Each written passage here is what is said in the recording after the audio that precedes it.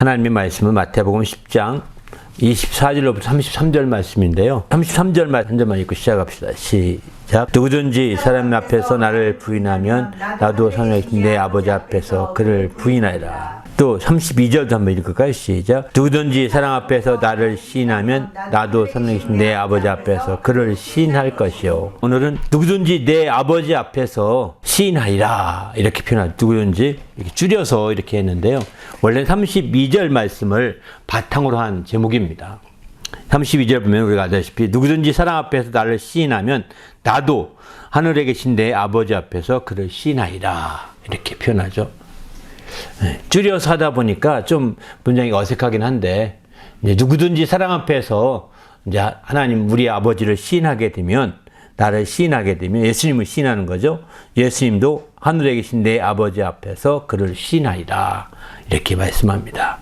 그 32절 말씀을 바탕으로 한 제목이라는 것을 좀 이해해 주시면 좋을 것 같습니다. 지문을 함께 읽고 시작할까요? 시작. 그리스도인은 하나님께서 모든 것을 아신다는 것을 믿어야 합니다. 기도할 때에도 이방인들은 이것저것 잡다하게 구하기 바쁘지만 하나님께서는 우리에게 있어야 할 것을 구하기 전부터 아시기에 여유있게 기도해야 합니다. 하나님은 우리의 마음보다 크시고 모든 것을 아시기에 말과 혀로만 사랑하지 말고 행함과 진실함으로 사랑해야 합니다. 우리 하나님이 어떤 분이신지 모르기 때문에 그분을 신뢰하지 않고 그분 앞에서 무엇인지 정직하게 드러내놓고 존귀한 것이 아니겠습니까? 하나님 앞에서 감추인 것이 다 않을 것이 없고 숨은 것이 알려지지 않을 것이 없습니다. 이에 우리는 하나님 앞에서 어떻게 임해야 행합당한지 배워봅시다. 아멘.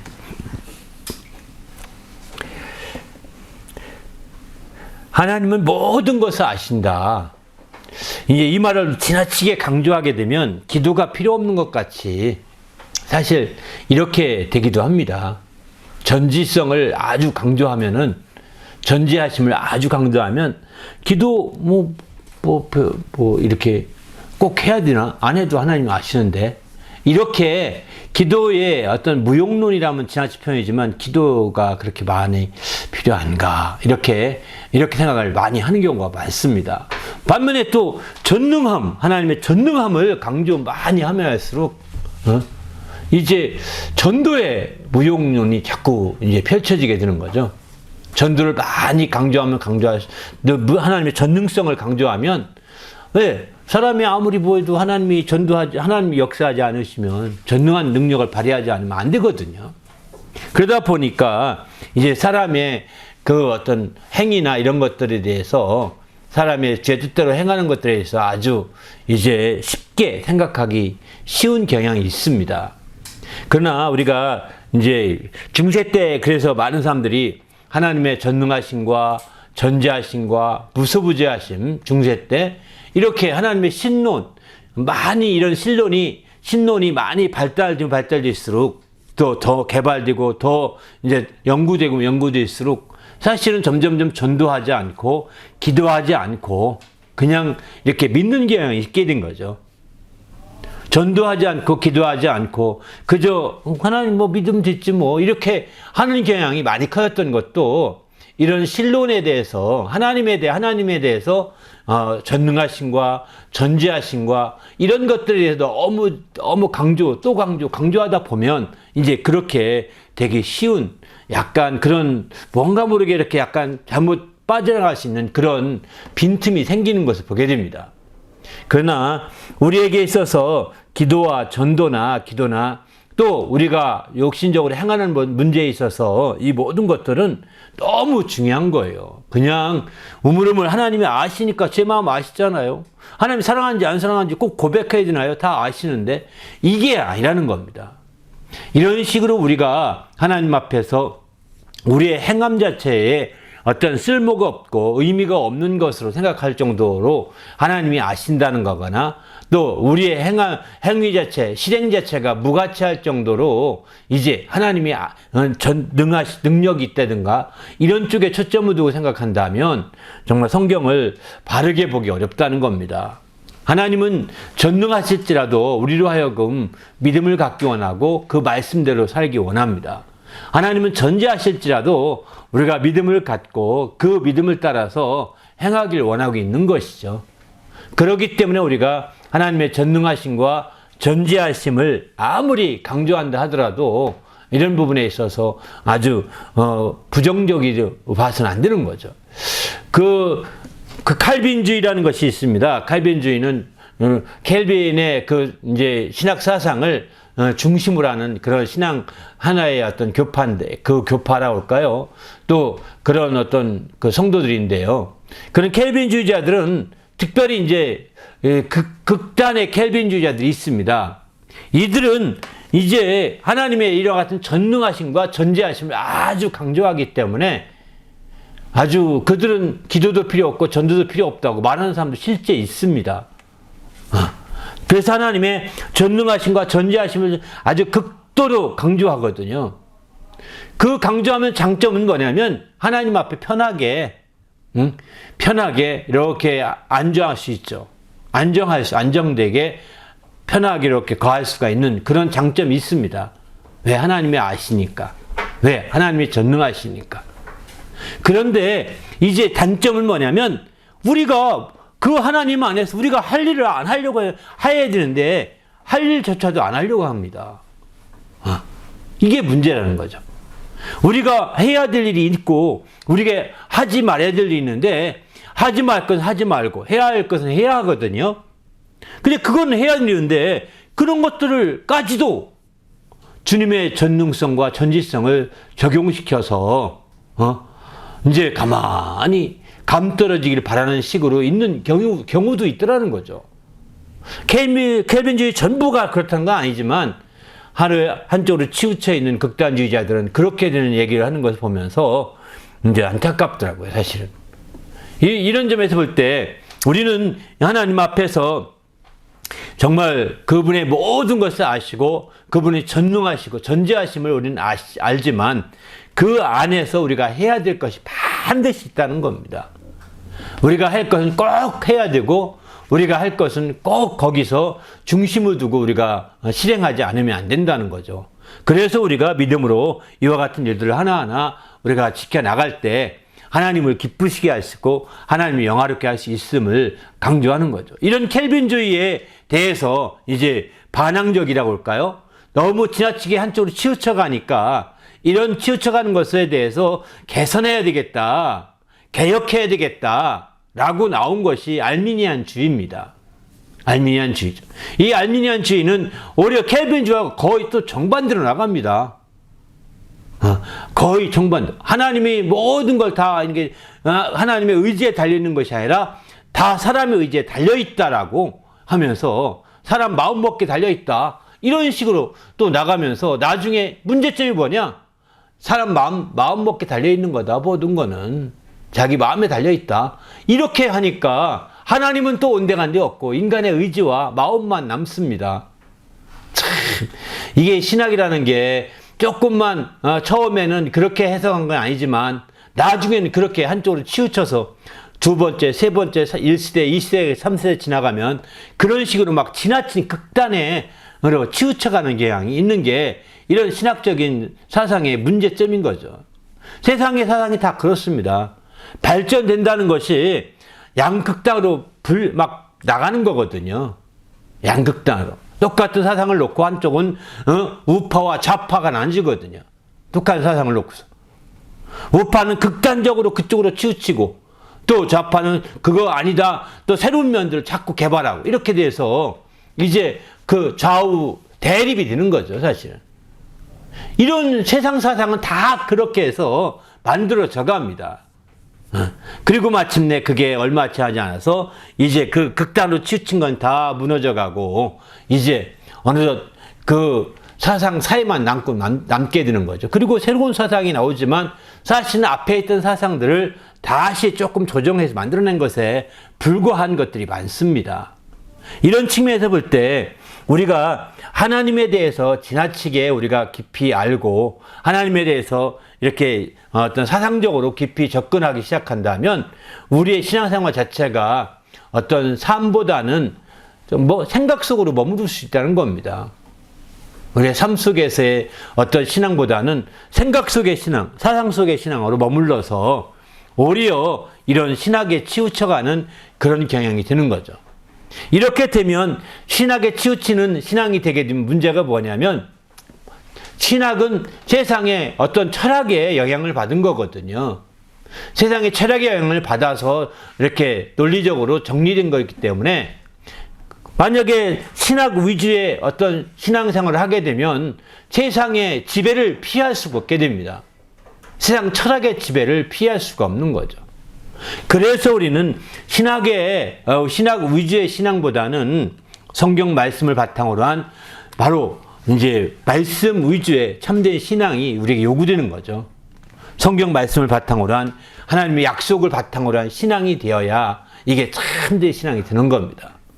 그래서 신학적으로 누가 어떻게 말했다는 부분에 대해서는 크게 마음에 들 필요는 없습니다. 그 사람이 그렇게 말했구나, 그런가 보다, 이렇게 넘어가야 됩니다. 그럼 성경은 어떻게 말했지? 이 말이 과연 그 말일까? 그 사람은 어떤 말씀을 근거로 그렇게 말했을까? 한번 찾아보고 그 말씀을 근거로, 뿌리로 두고 있는 말씀을 찾아보셔야 되고요. 그리고 그 말씀을 읽어보면서 그 말씀의 앞에 부분과 뒤에 부분까지 다 읽어보면서 그분이 생각했던 대로 과연 그런 말씀인가? 그분은 부분만 똑 떼서 말한 건 아닌가? 이렇게 한번 우린 그 상고해 볼 필요가 있는 거죠. 그래서 거기서부터 우리가 다시 한번 그 뿌리부터 찾아가야 되는 거죠. 그래서 우리 신앙이 뿌리에 이런 말씀이라고 하는, 하나님 말씀이라고 하는 그 말씀의 뿌리를 둔 신앙을 가질 때 우리는 정말 그 말씀을 바탕으로 신앙생활을 하게 되고 거기에 우리의 목숨을 거는 거죠. 거기에 우리의 목숨을 거는 겁니다. 신학 사상에 목숨 거는 건 아닙니다. 신학 사상은요, 얼마든지 바뀔 수 있습니다. 얼마든지 뒤집어질 수 있고요. 이전에 있던 신학 사상이 너무 많습니다. 그런 사상 중에 한 가지 우리가 끄집어내서 좀 더 발전시키면 대단한 신학자라고 할 겁니다. 그러나 이제 우리는 그런 신학자, 훌륭한 신학자가 되어서 어떤 사람이, 그래도 어떤 신학자가 아담의 아내, 또 아담의 아내가 아니라 가인의 아내의 이름이 뭔지 연구하다가 평생 죽었답니다. 그 뭐가 남겠습니까? 가인의 아내 이름이 뭔지 찾는 겁니다. 전설을 찾고 더 부전되는 모든 내용을 찾고 다 찾는 겁니다. 아니 그 설화를 찾고 이 모든 걸 다 찾다 보니까 사실 공부하더라도 끝이 없는 거죠. 이렇게 그런 쓸데없는 거 치우쳐 갈 수 있는 거죠. 신학은요, 이렇게 아주 쓸모 없이 우리의 영적인 측면에서 쓸모가 없이 한쪽으로 치우친 부분적인 것으로 치우쳐 갈 수 있는 거죠. 왜 그러냐? 신학 자체가 세상의 일부가 되었기 때문입니다. 세상은 자꾸 부분에 치우치게 만들거든요. 하나님은 전체를 보게 만드는데 세상에 들어가면 들어갈수록 자꾸 부분에 치우치게 합니다. 한쪽 부분만 보게 하는 거죠. 그리고 그 부분만 전문가가 되게 합니다. 이 얘기는 무슨 얘기냐면 그 한 부분의 전문가가 된다는 건 다른 부분은 무식한 사람이 된다는 겁니다. 다른 부분은, 한 부분은 박사일지 모르지만 다른 부분은 박사가 아닌 거죠. 그렇기 때문에 우리는 무식한 자라고 볼 수 있는 거죠. 잘못 말하면. 자기 아는 것만 가지고 정말 그 분야에서는 어떨지 모르지만 다른 분야에 대해서 말할 게 없는 사람이라고요. 그렇기 때문에 우리는 이제 세상에는 이처럼 한 부분만 계속 파고들게 만듭니다. 요즘 다 학위가 그렇게 나옵니다. 모든 학위가 다 그런 식으로 부분적으로 일부만 연구하게 만드는 거거든요. 신학을 공부해도 부분적으로 일부만 연구하다가 죽어가는 겁니다. 일부만 연구하다 죽어간다는 얘기는 뭐냐? 기계의 부품처럼 되고 만다는 거거든요. 기계의 부품. 우리의 인생이 기계의 부품화 시키는 거예요. 세상 공부 방법 자체가. 기계의 부품화 시키는 거예요. 작은 부품. 물론 그 부품 없으면 돌아가지 않을 수도 있겠죠. 중요한 부품은. 중요한 것은 우리는 지금 우리가 살기 위해서는 그런 기계 부품도 중요하지만 전체를 보게 하고 우리 하나님은 전체를 보게 하는 초점을 두고 있거든요. 하나님은 자꾸 숲을 보게 만듭니다. 전체를 보게 만듭니다. 이런데 세상은 자꾸 부분으로 치우치게 만듭니다. 우리는 어떻게 나갈 것이냐? 이제 우리는 하나님 앞에서 전체를 보게 되면 이와 같은 믿음의 시인이 점점 더 가능한 거죠. 그러나 부분으로 치우치면 정말 다르게 보입니다. 시인하기가 어렵습니다. 부분에 치우치면 하나 되기가 어렵습니다. 상대방에게 동의하기 어렵습니다. 내 분야는 내가 알겠는데 저 분야는 모르니까 동의해주기 힘든 거예요. 저 분야는 통일해주기 힘든 거예요. 시인하기 힘든 거예요. 그러나 이제 하나님을 알면 알수록 자꾸 더 전체를 보게 하고 전부를 보게 하고 이 숲을 보게 함으로 말미암아 이제 하나님을 더 알 수 있는 정말 하나님 앞에서 시인하고 믿음을 가지고 시인하고 또 동의하고 하는 신앙생활이 능히 가능한 거죠. 우리 모두도 이렇게 하나님이 모든 걸 아신다고 하는 것에 대해 너무 지나치게 생각하므로 너무 신학사상적으로 이해해서 거기에 파묻히지 마시고 하나님이 모든 걸 아시지만 또 하나님은 우리를 부르시고 있잖아요. 아담과 하와가 숨어있는 거 하나님 아셨습니다. 그렇지만 내가 어디 있느냐? 그 하나님이 직접 너 나무 밑에 숨어있지 나와 이렇게 말하면 얼마나 좋겠습니까? 그렇게 얘기하지 않잖아요. 하나님이 아시지만 나와라. 너 어디 있느냐? 찾습니다. 모른 척하고 찾는 겁니다. 그리고 마침내 그가 나왔을 때 이제 그를 향해서 이제 얘기하는 것이죠. 이와 같습니다. 우리가 하나님이 모든 거 아시지만 하나님 앞에서 우리 스스로 직고하고 우리 스스로 고백하고 자백하기를 하나님 원하시는 거죠. 그래서 하나님이 아심에도 불구하고 우리가 시인할 건 시인하고 하나님이 아심에도 불구하고 우리가 이제 동의할 건 동의하고 또 하나님이 아심에도 불구하고 우리가 행할 건 또 행하고 하나님이 잘 아시지만 하나님 앞에서 정직하게 고백할 건 고백하고 또 돌이킬 건 돌이키고 이렇게 하는 거죠. 이게 우리에게는 참 중요한 신앙의 태도라고 볼 수 있는 거죠. 그러니까 하나님이 모든 걸 아시기 때문에 우리가 하나님 앞에서 정말 속임이 없고 거짓이 없는 삶이 굉장히 중요하다는 것을 말씀하고 있는 거죠. 바로 속임이 없고 거짓이 없는 마음. 이런 신앙생활이 우리에겐 아주 중요하다는 겁니다.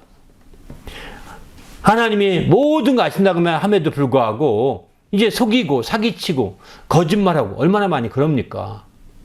우리는 주님 앞에서 정말 철저하게 하나님이 모든 걸 아심을 아시고 그 안에서 이렇게 철저히 우리가 하나님이 아신다는 걸 극단적으로 치우쳐 생각하지 마시고 우리가 행할 건 꼭 행함으로 하나님의 뜻을 이루는 성도가 되시길 바랍니다. 할렐루야. 그럴 때에 하나님 앞에 온전히 영광을 돌릴 수 있는 거죠.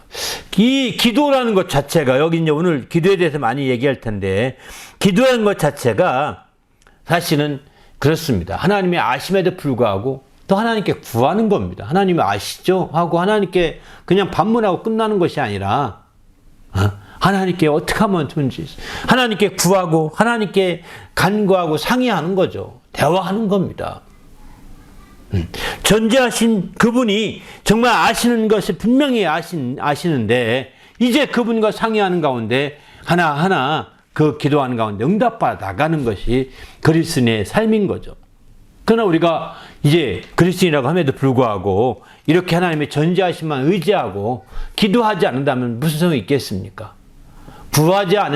얻지 못하는 것은 구하지 아니하며 라고 주님 이렇게 말씀하거든요. 우리가 받지 못하는 것은 주님이 몰라서 안 주신 것이 아니라 아시는데도 네가 구하지 않아서 안 주었다는 겁니다. 구하지 않아서 안 줬다는 구하라는 겁니다. 근데 구했는데 또 왜 안 되는가? 의심해서 못 받는다는 겁니다. 구해도 얻지 못하면 의심함이라. 의심하는 것은 요동치는 바닷물결 같은 것이다 라고 야고보서 1장에서는 그렇게 말씀하죠. 그만큼 우리는 이제 하나님이 전지하심에도 불구하고 모든 것을 아신다고 인정함에도 불구하고 또 의심하는 거예요. 에이, 이런 거 응답하시겠어? 아니, 전지하시면 왜 하나님이 안 주시겠어요? 왜 의심합니까? 전지하심에 대해서 그분의 전지성을 못 믿는 거죠. 그분의 전능하심을 못 믿는 거죠. 의심이라는 것은 어쩌면 그분의 전능하심을 못 믿는 것입니다. 그분의 전능하심을 믿는다고 한다면 그분이 반드시 이 일에 응답하실 거라는 것을 확신할 수 있는 거죠. 또 그분이 또 존재하신 못 믿기 때문에 구하지 않는 것이고요. 아시니까 하면서 구하지 않는 거고, 그분의 전능성을 못 믿기 때문에 의심하는 거라고 볼 수 있는 거죠. 우리도 이제 주님 안에서 철저히 하나님 말씀을 통해서 이렇게 중심을 잡고 새롭게 될 수 있기를 예수님의 이름으로 부탁을 드립니다. 할렐루야. 1번부터 보실까요? 주님께서 제자가 그 선생 같고 종이 그 상전 같으면 족하다고 말씀하시면서 집주인과 그 집사람의 관계는 어떨 것이라고 말씀하셨습니까? 24절 25절 읽을까요? 시작. 제자가 그 선생보다 또 종이 그 상전보다 높지 못하나니 제자가 그 선생 같고 종이 상전 같으면 족하도다. 집주인 바알세불이라 하였거늘 하물며 그 집사람들이랴. 예. 그러니까 여기서 집주인을 바알세불이라 이렇게 했으면 그 집사람들은 어떻게 되냐? 어떤 관계냐? 집주인과 집사람 관계는 이제 가족 관계잖아요. 그죠? 바알세불의 집주인이 바알세불이면 집사람들은 바알세불의 가족인 겁니다. 바알세불이 귀신의 왕이잖아요. 귀신의 왕이라는 뜻이거든요. 그러면 귀신의 왕이면 그 집사람들은 귀신의 왕의 가족들인 거죠. 왕족들. 이렇게 이해하시는 거죠. 그러니까 여기서 왜 집주인과 그 집사람 관계에 집중적으로 이렇게 말씀드린 다음에 또 얘기하겠지만은 바로 요 앞서서 먼저 제자가 그 선생보다 또 종이 그 상전을 높지 못하나니 제자가 그 선생 같고 종이 그 상전 같으면 족하도다. 이렇게 표현하죠. 제자가 그 선생 같고 종이 그 상전 같으면 족하도다. 사실 이 표현은 예수님께 세상에 세상에도 어떤 이런 원리가 작동되고 있긴 있는 것 같습니다. 예를 들면 선생님들이 제자들 자기보다 못 크게 하려고 몸치거든요. 네? 그래서 제자들 논문 다 뺏어다가 편집해서 논문 쓰고, 또 지금이야 편집한 거 아니까 문제가 되는데 옛날엔 어떻게 알 수가 없답니다. 알기 힘들답니다. 그러니까 이제 아주 악한 선생인 거죠. 나쁜 선생은 그렇습니다. 그러나 이제 제자가 선생 같고 종이 상전 같으면 족하도다. 이 표현은요, 예수님에게 해당되는 표현입니다.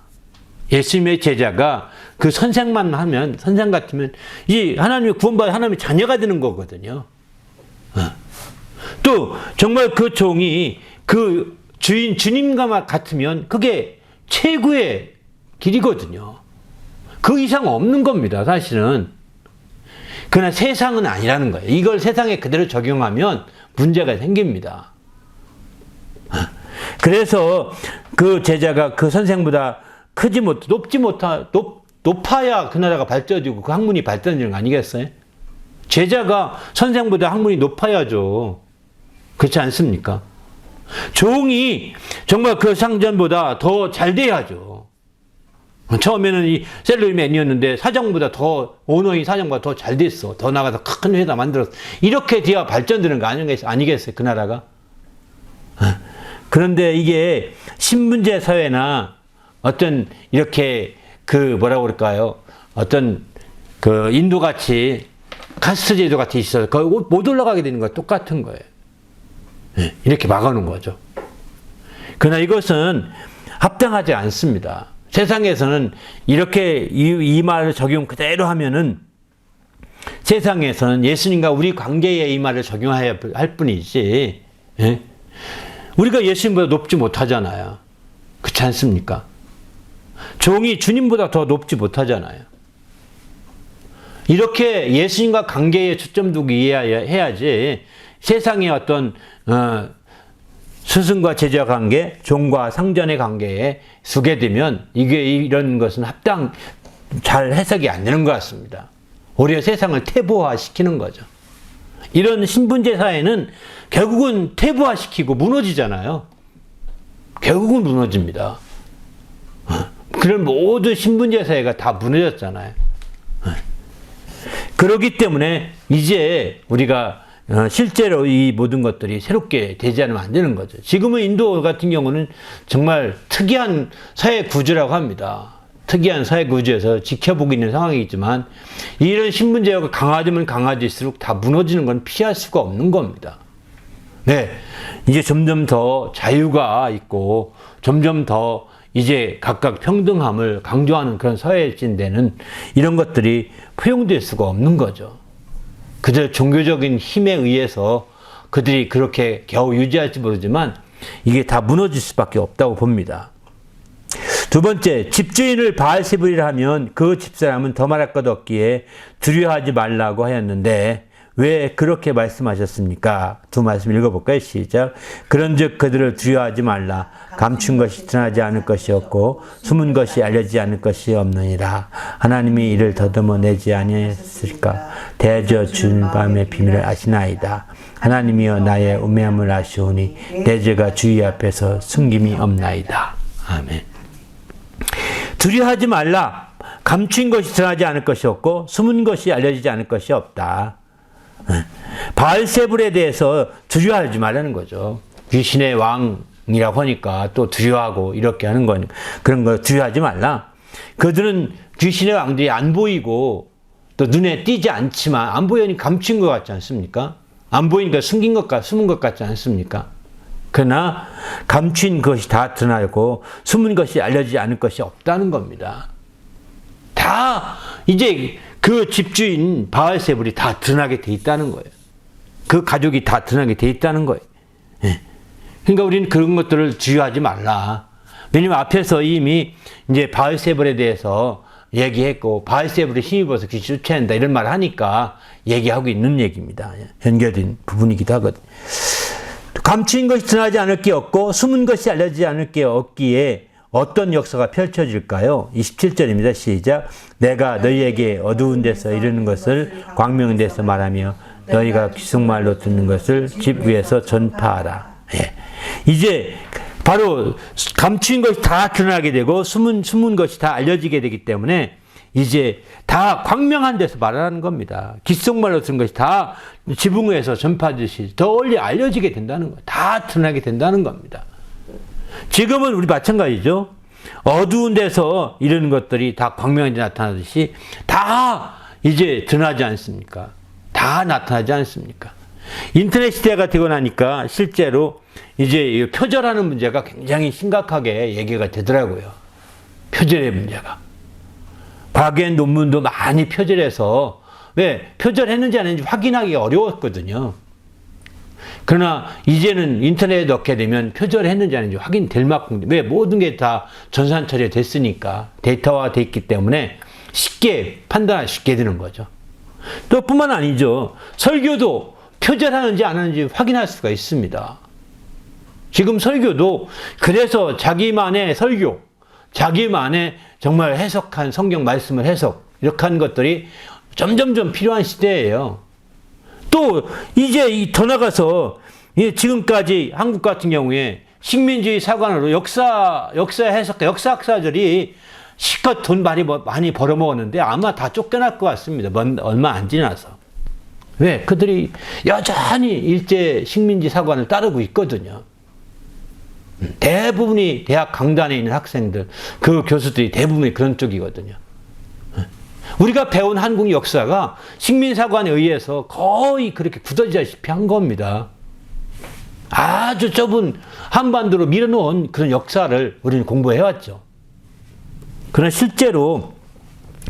실제로는 우리의 많은 그 역사들이 그 이전부터 더 많이 정말 그렇지 않아서 국경사를 다시 공부해야 되겠더라고요, 보니까. 식민사관에 의해서 그들이 다 하지만 반드시 드러납니다. 왜 이게 드러났느냐? 지금은 인터넷이 돼가지고 다 드러난 거예요. 옛날에는 한문 아무리 공부해도 언제 누가 중국 가서 그 중국에 있는 한문서재가 다 공부할 수 있겠습니까? 소수 몇 사람만 보고 오는데 그들 다 볼 수 있겠어요? 다 못 보잖아요. 그래서 이제 이게 그 왜곡시키고 그러면 왜곡될 수 있었지만은 또 책 몇 권 다 불태우고 왜곡할 수 있었지만 지금은 그게 안 되잖아요. 이제는 그 모든 중국의 고전이 다 전산화돼 있고 데이터화돼 있고 또 지금은 다 번역가에 대해서 다 드러났습니다.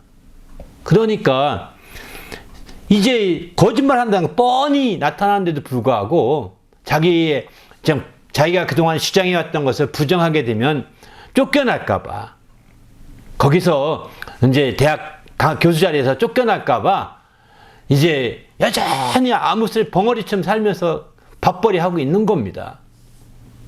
벙어리처럼 살면서.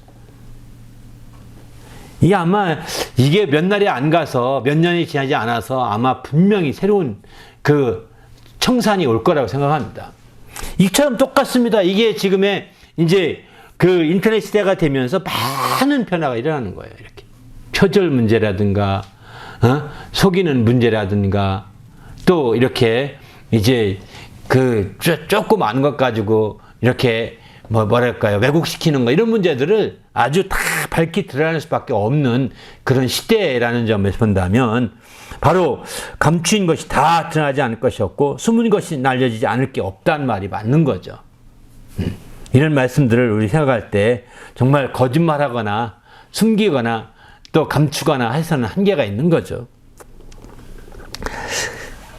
그래서 우리는 광명한 데서 말하고 또 지붕에서 전파할 정도로 아주 우리가 그 뭐라 그럴까요? 모든 걸 밝히 드러내는 것이 필요하다고 생각합니다. 스스로가. 네 번째, 하나님 앞에서 반드시 드러나고 알려지기에 어떤 일을 두려워하라고 하였습니까? 28절 읽어볼까요? 시작. 몸은 죽여도 영혼은 증히 죽이지 못하는 자들을 두려워하지 말고 오직 몸과 영혼을 능히 지옥에 멸하실 수 있는 두려워하라. 아멘. 여기서 한 단계 더 들어가서 이제 사람들은 감추기 위해서, 비밀을 감추기 위해서 비밀을 가진 사람을 죽여버립니다. 참 놀랍지 않습니까? 왜? 그가 죽으면 대책이 없으니까요. 그렇지만 이제 그가 죽어서 끝나는 게 아니라는 겁니다. 모든 것이 다 이제 증거들이 있기 때문에 끝나는 게 아니죠. 요즘에 어떤 분, 주위에 어떤 얽힌 사람들이 얽혀 있으면 다 5명, 4명과 5명 죽은 사람이 있어요. 요즘에 민주당 대표 주위에 얽힌 사람들 수사받다가 5명인가 4명 죽었습니다. 자살했죠, 다. 자살로 나왔는데, 실제로는 정말 이게 그래서, 정말 그, 거꾸로 의심받습니다. 그 민주당 대표 이재명 씨를 의심합니다. 이재명 씨가 뭐가 있다고 그걸 죽이겠어요? 뭐로 죽였냐고요? 어떤 조직으로 죽이겠어요? 그러니까 이거는 분명히 어떤 그 정치적 음모가 있는 겁니다. 사실은 여기에는. 이런 것들 다 드러날 수밖에, 반드시 드러날 것입니다. 반드시 나타날 것이고 모든 게 다 드러날 수밖에 없는 거죠. 이런 식으로 그래서 우리는 중요한 것은 몸은 죽여도 영혼을 능히 죽이지 못하는 자를 두려워하지 말아야 합니다. 그 몸은 죽으면 끝나지 않습니다. 끝나지 않아요. 그의 일기가 있고 그의 쓴 것이 있고 그가 한 모든 게 다 있습니다. 그렇기 때문에 우리는 주님 안에서 철저하게 우리가 믿음으로 도전해 갈 필요가 있는 거죠. 오히려 몸과 영혼을 능히 지옥에 멸하실 수 있는 하나님을 두려워해야 되는 거죠. 오히려 몸과 영혼을 지옥에 멸하실 수 있는 하나님을 두려워하는 거예요. 이게 더 중요한 거죠. 왜? 우리가 이 땅에 잠시 먼저 죽어서 억울함이 있다 하더라도 하나님 앞에서 정말 신원해 받을 수 있지 않겠습니까? 그렇기 때문에 우리는 주님 앞에서 이 땅에 잠시 이익을 위해서 우리가 살기 위해서 하기보다는 우리가 더 큰 것을 바라보고 나갈 수 있어야 되는 거죠. 아버지께서는 그 허락하심으로 참새가 땅에 떨어지게도 하고 우리 머리털까지 다 세신 바 되었기에 어떻게 해야 할까요? 29, 31절까지 있습니다. 시작. 참새 2마리가 한 아사림에 팔리지 않느냐? 그러나 너희 아버지께서 허락하지 아니하시면 그 하나도 땅에 떨어지지 아니하리라. 너희가 머리털보다 세신 바 되었나니 두려워하지 말라. 너희는 많은 참새보다 귀하니라. 예. 바로 우리가 정말 몸과 영혼을 능히 지옥에 멸하신 우리 하나님, 그 하나님은 바로 모든 것들을 그분이 아신다는 겁니다. 머리털까지 세심받는다는 것은 모든 걸 아신다는 거죠. 심지어는 한 아사루에 팔리는 그 참새, 또 떨어지는 참새, 죽을 참새, 이런 것들까지 주님이 아신다는 겁니다.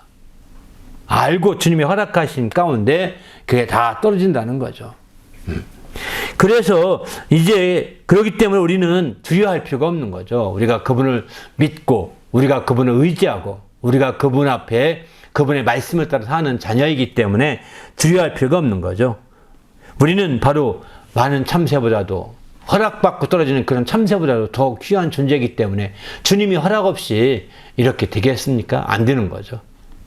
그래서 우리는 주님 앞에서 이렇게 정말 주님의 모든 걸 아심을 알고 주님 앞에 두려움이 없이 더 당당히 사는 성도가 될 필요가 있는 거죠.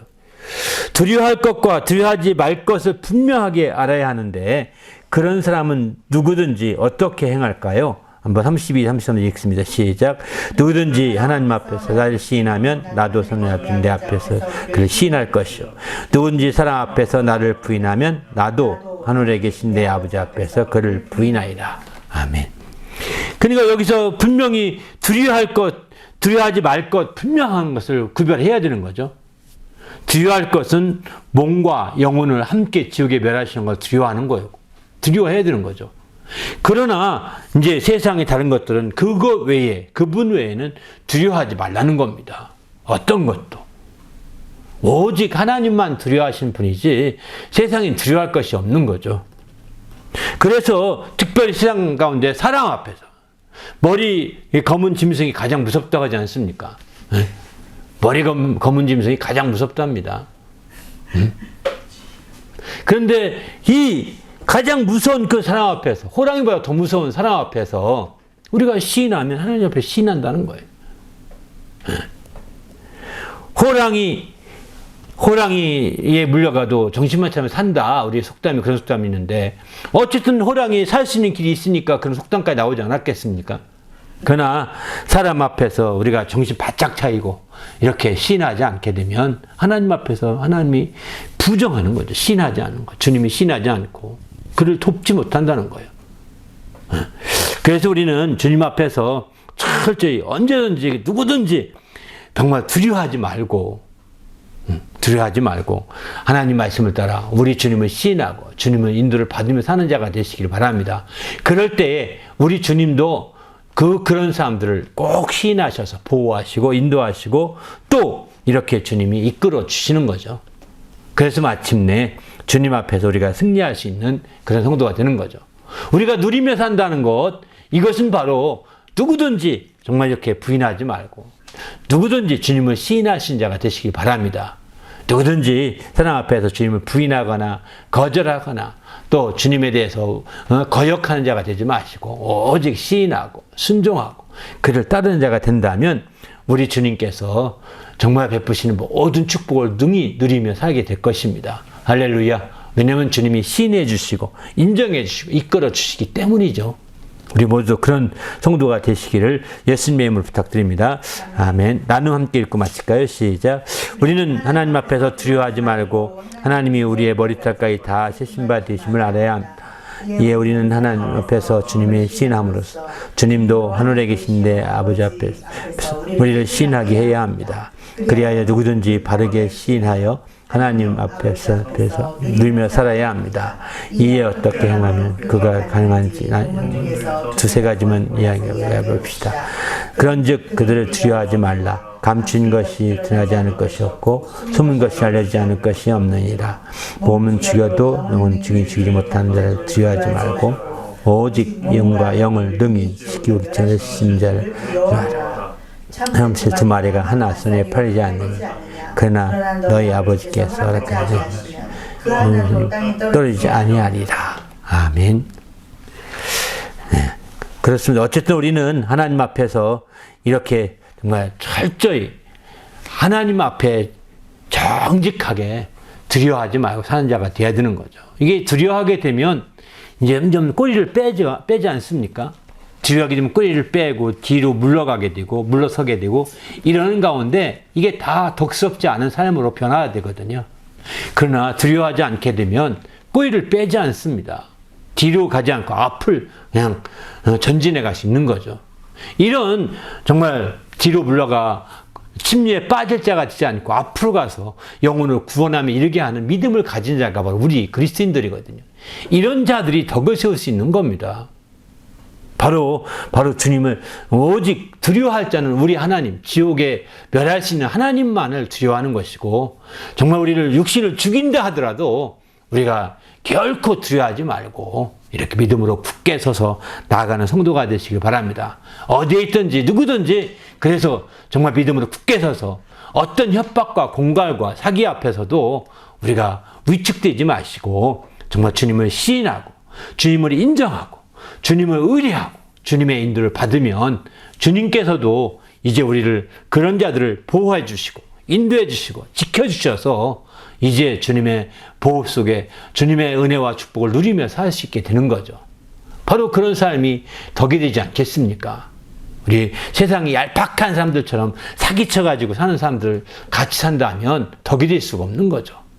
우리는 그런 얄팍한 삶이 아니라 정말 주님 안에서 큰 정말 뿌리가 있고 줄기가 있고 정말 큰 포부가 있는 소망이 큰 삶을 살 때 참으로 덕이 된다는 것을 오늘 말씀을 통해 다시 한번 이렇게 돌아보게 됩니다. 함께 오늘 말씀 생각하면서 하나님 앞에 늘 깨어있게 하시고 누구든지 하나님 앞에서 주님을 시인함으로 누구든지 하나님 앞에서 주님을 인정함으로 누구든지 하나님 앞에서 주님께 순종함으로 이와 같이 주님의 올라온 것들 다 누리며 살 수 있도록 주님이 인도해 주시고 이끌어 주시고 주님이 보호해 주시는 역사가 있게 달라고 간절히 합심해서 기도합니다.